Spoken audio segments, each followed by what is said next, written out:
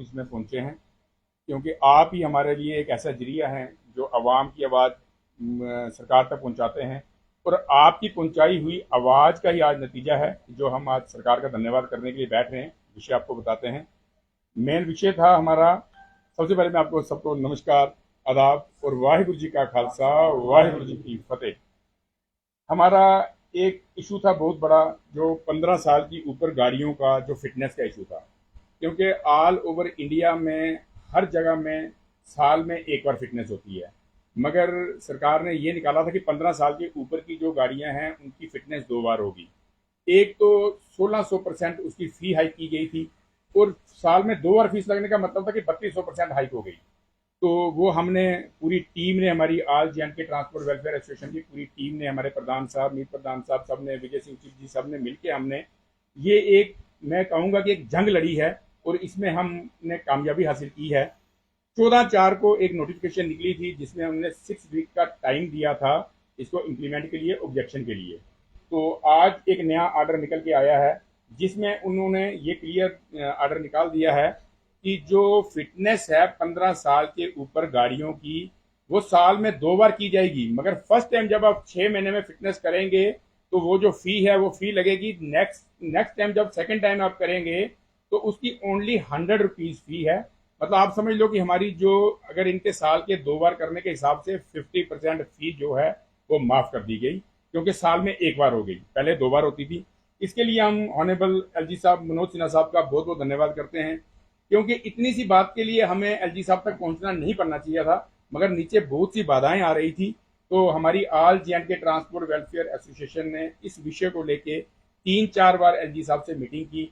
Last में हमने जब 6 अप्रैल को प्रेस कॉन्फ्रेंस की थी तो हमने बोला था कि एलजी साहब ने मार्क करके फाइलें भेजी, तो कहीं ना कहीं रुक रही थी। उसके लिए हम एक बार फिर से ऑल जे के ट्रांसपोर्ट वेलफेयर एसोसिएशन की तरफ से ऑनरेबल एलजी मनोज सिन्हा साहब का बहुत बहुत धन्यवाद करते हैं।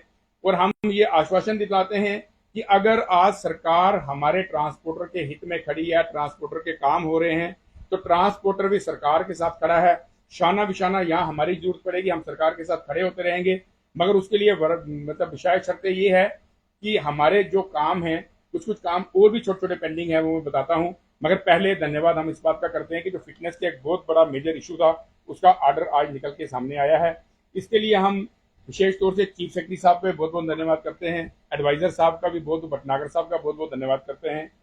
उसके बाद हमारा एक छोटा सा विषय और था, ई रिक्शा का, क्योंकि ई रिक्शा और ई ऑटो या काले ऑटो, इनकी आपस की आप ही डेली कोई ना कोई कवर करते हैं, कोई ना कोई प्रॉब्लम चलती रहती है। वो हमारे प्रधान साहब ने एक कमेटी बनाई थी, 4 मेंबरी हमारी एक कमेटी बनी थी, जो कमेटी की डीसी मैडम के साथ और उनकी कमेटी के साथ पूरी 3-4 मीटिंग्स हुई थी। उसका उन्होंने कुछ कुछ स्टैंड जो थे वो स्टैंड आइडेंटिफाई करके दिए थे। तो हम डीसी मैम से और सरकार से रिक्वेस्ट करेंगे कि वो जो स्टैंड आइडेंटिफाई हुए हैं उनको इम्प्लीमेंट किया जाए जल्दी से जल्दी, क्योंकि ये जो है ई रिक्शा का मसला दिन ब दिन बिगड़ता जा रहा है। कहीं ऐसा ना हो कि लॉ एंड ऑर्डर की प्रॉब्लम बन जाए। उससे पहले जो स्टैंड आइडेंटिफाई हुए हैं, ताकि ई रिक्शा जो है वो अपने जोन से चल सके, ई रिक्शा जो अपने स्टैंड से चल सके और अपने रूट में चल सके। इसके लिए हम एक बार फिर से रिक्वेस्ट करते हैं। इसके अलावा हमारा एक छोटा सा एक मसला और था कि पैसेंजर व्हीकल जो हैं, जो ऑल ओवर इंडिया में जो है, ऑल इंडिया परमिट, जो नेशनल परमिट पहले हम बोलते थे अभी ऑल इंडिया परमिट है, वो खुला हुआ है, मगर जेके यूटी में अभी तक all India permit passenger vehicle को नहीं दिया जा रहा। उसकी बहुत ज्यादा डिमांड है, बहुत सारे ट्रांसपोर्टर हमें लेटरें लिख रहे हैं, क्योंकि सबका अम्ब्रेला जो है वो हम ही हैं, ऑल जे के ट्रांसपोर्ट वेलफेयर एसोसिएशन। हमारे पास बहुत लेटरें आ रही हैं। हम ऑनरेबल एलजी साहब से रिक्वेस्ट करेंगे, चीफ सेक्रेटरी साहब से रिक्वेस्ट करेंगे, एडवाइजर साहब से रिक्वेस्ट करेंगे कि ये जो प्रॉब्लम है ऑल इंडिया परमिट की पैसेंजर व्हीकल की, इसको भी ओपन किया जाए।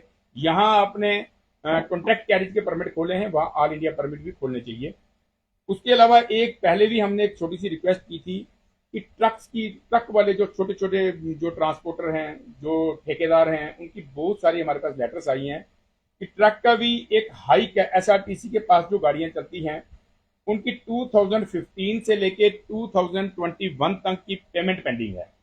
21 में SRO 157 के तहत एक उन्होंने 21 के आगे का एक उन्होंने ऑर्डर निकाला था कि 37% हाइक का, उसके लिए भी हमने 2-3 बार ये मुद्दा उठाया है, वो कहीं ना कहीं ठंडे बस्ते में डला हुआ है। हम आज मीडिया जनों के लिए से ये सरकार तक बात पहुंचाना चाहते हैं कि ट्रांसपोर्टर की वैसे ही हालत बहुत खराब है, तो काइंडली उनका काम किया हुआ जो पैसा है कम से कम वो उनको मिलना चाहिए।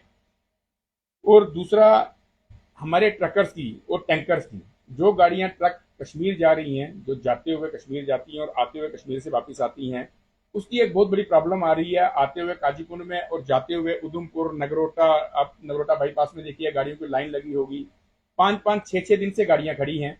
उसके लिए मैं आईजी ट्रैफिक साहब को रिक्वेस्ट करूंगा कि काइंडली वो खुद इसमें इंटरवीन करें, साथ होके वो खुद देखें। हो सके तो जैसे पहले आईजी ट्रैफिक विक्रमजीत सिंह जी, एक बार रात को उन्होंने गाड़ियां निकलवाई थी।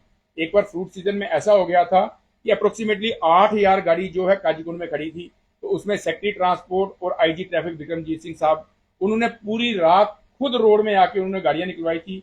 अभी जो नए हमारे आईजी साहब आए हैं, मैं उनसे रिक्वेस्ट करूंगा कि इसको वो पर्सनली देखें, क्योंकि गाड़ी वालों के लिए रास्ते में ना कोई पानी का बंदोबस्त है, ना कोई खाने का बंदोबस्त है, ना उनके रहने की कोई जगह है। गाड़ी वाले बहुत ज्यादा तंग हो रहे हैं। इसके लिए जो रुके हुए गाड़ियां हैं, ट्रक्स हैं, उनको क्लियर करवाया जाए। और टैंकर्स के लिए, क्योंकि हमेशा होता है कि अभी अमरनाथ यात्रा आ रही है, अमरनाथ यात्रा की मैं सबको बधाई देता हूं। अभी अमरनाथ यात्रा आ रही है तो दिन ब दिन ट्रैफिक बढ़ रही है। तो हमेशा अमरनाथ यात्रा के टाइम टैंकर्स, जो खाली एम्प्टी टैंकर्स जो कश्मीर से आते हैं, वो बाया मुगल रोड होके आते हैं। 2 दिन पहले उनको बरवल बोला गया कि आप मुगल रोड होके आओ। बरवल से टैंकर जो हैं वो मुगल रोड होके नहीं आ सकेंगे, क्योंकि मुगल रोड उनको जो है आने का जो रास्ता लंबा पड़ता है, उनका एक्स्ट्रा जो खर्चा होता है वो उनको नहीं मिलेगा। काइंडली उसका भी एकदम इंस्टेंट उनका ऑर्डर निकाल दिया जाए और आते हुए एम्प्टी टैंकर्स को, ऑयल टैंकर्स, गैस टैंकर्स को बाया मुगल रोड होकर भेजा जाए, ताकि गाड़ियों को रास्ते में ज्यादा टाइम ना लगे। इसके साथ एक बार फिर से मैं फिटनेस के लिए ऑनेबल एलजी साहब का, चीफ सेक्रेटरी साहब का और एडवाइजर साहब भटनागर साहब का बहुत बहुत धन्यवाद करता हूं, जिन्होंने ट्रांसपोर्टरों की इस बहुत बड़ी मतलब दुखती रग को कहीं ना कहीं मरहम का काम किया है। उन्होंने आज फिर ये ऑर्डर निकाला है। जो 14/4 को नोटिफिकेशन निकली थी, उसका आज ऑर्डर निकल गया है। आज के बाद जो भी फिटनेस होगी, वो जो फर्स्ट टाइम जिसकी फिटनेस होगी उसकी फी लगेगी, सेकेंड टाइम जो फिटनेस होगी उसकी ओनली 100 रुपीज फी लगेगी। इसके अलावा किसी भी ट्रांसपोर्टर भाई को कुछ भी अगर कोई प्रॉब्लम कहीं आती है, तो ऑल जे&के ट्रांसपोर्ट वेलफेयर एसोसिएशन के प्रधान साहब से, सेक्रेटरी साहब से, वाइस प्रेसिडेंट साहब से, किसी से भी रब्ता कर सकता है। हमारे टेलीफोन हमारे स्मूथ ट्रांसपोर्टर भाइयों के लिए एनी टाइम खुले हैं। एक बार फिर से मैं एलजी साहब का धन्यवाद करते हुए और आप मीडिया जनों का बहुत बहुत धन्यवाद करता हूं, और विशेष तौर से अपनी ऑल जे&के ट्रांसपोर्ट वेलफेयर एसोसिएशन की टीम, हमारे प्रधान विजय सिंह चिब जी, वाइस प्रधान भरत शर्मा जी, अपना देवेंद्र चौधरी जी, पप्पू भैया जी, कुलदीप भैया जी, सबका मैं बहुत बहुत धन्यवाद करता हूँ। केडी सिंह जी, बलवीर सिंह जी, जिन्होंने हमने कंधे से कंधा मिला के इस जंग को लड़ा है और इसको जीता है। इसके साथ ही मैं सरकार का धन्यवाद करते हुए आप सबका धन्यवाद करता हूँ। वाहिगुरु जी का खालसा, वाहिगुरु जी की फतेह।